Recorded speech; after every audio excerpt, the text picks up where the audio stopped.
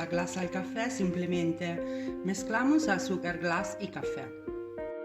Si la glasa queda muy dura, como me ha pasado a mí, añadir café frío o agua, como os guste, muy poco a la vez, poquito a poquito, y ir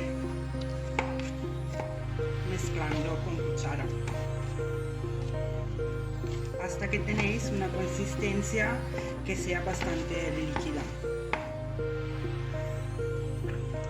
Yo diría que así es una buena consistencia.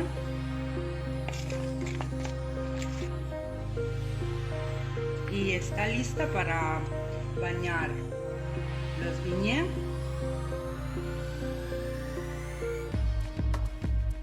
Dejáis chorrear bien.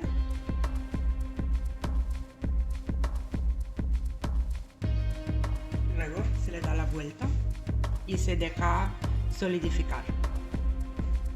Os pasáis con el café o el agua y la crema se va a quedar demasiado líquida, podéis ponerle simplemente un poco de azúcar glass y llegar a la consistencia que más os gusta.